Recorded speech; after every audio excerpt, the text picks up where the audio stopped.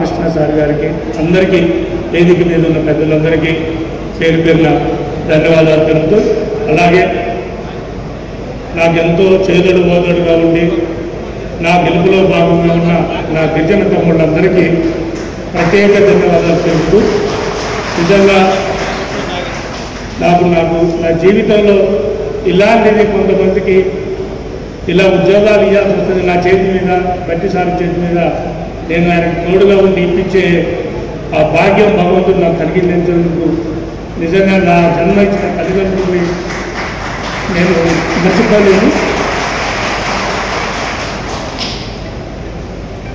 నేను కూడా వీళ్ళెక్కడ కష్టపడి పైకి వచ్చినాను. నేను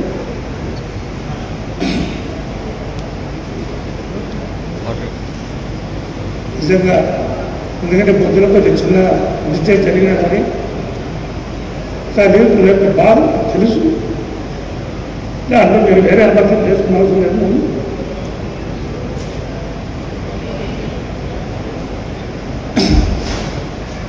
అలాగే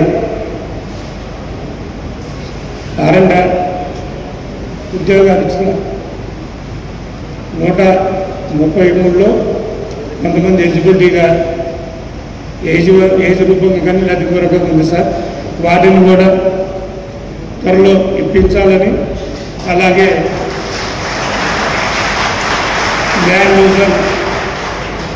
ల్యాండ్ యూజర్లు పోయిన వాళ్ళకు దశల వారి కాకుండా వాళ్ళకు ఒకటేసారి అందరికీ నియామక పత్రాలు 1000 లెక్కన కూడా వాళ్ళకు ఇప్పించాలని, అలాగే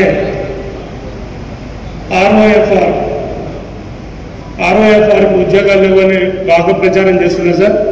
కనీసం వాళ్ళకి సిఎల్ కింద తీసుకుని వాళ్ళకి ఉద్యోగాలు ఇప్పించవలసిందిగా మనస్ఫూర్తిగా కోరుకుంటాను సార్.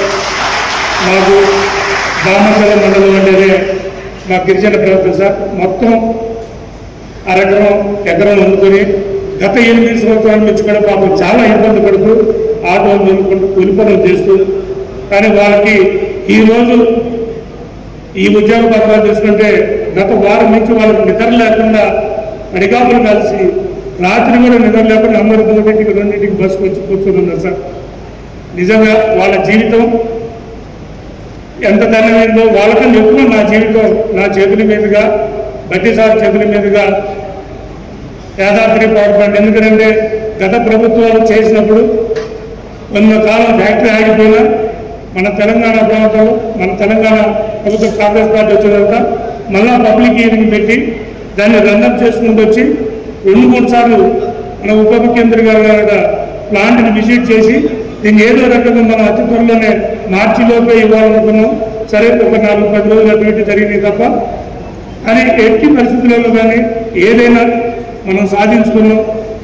ఆ భగవంతుడి ఆశీస్సులు, అలాగే మన ఉప ముఖ్యమంత్రి గారి ఆశీస్సులతో ఈరోజు మీకు ఈ నియామక పత్రాలు ఇస్తున్నందుకు ఇది జీవితంలో, నా జీవితంలో కానీ మీ జీవితంలో కానీ మర్చిపోలేని సంఘటనని మనస్ఫూర్తిగా తెలియజేస్తూ,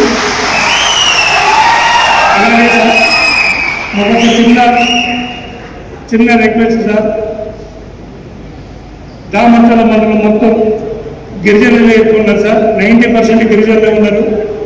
వాళ్ళకి ఇంధనం వేళల్లో మటుకు మాకు పూర్తిగా న్యాయం చేయాలి సార్. మీరు ఇళ్ళు లేని వాళ్ళు, రోడ్లు లేని వాళ్ళు, వాటర్ ఫెసిలిటీ లేని కృష్ణానది పక్కన ఉన్నా కానీ ఫెసిలిటీ లేకుండా పోయి సార్. మీరు పెద్ద మనసుతో పెద్ద దయతోని మా దామచల అడిజరి 10 మండలాల మనకు ప్రత్యేక నిధులతో ఇవ్వాలని మనస్ఫూర్తిగా కోరుకుంటూ నాకు ఈ అవకాశం ఇచ్చినందుకు పేరు ధన్యవాదాలు. Thank you.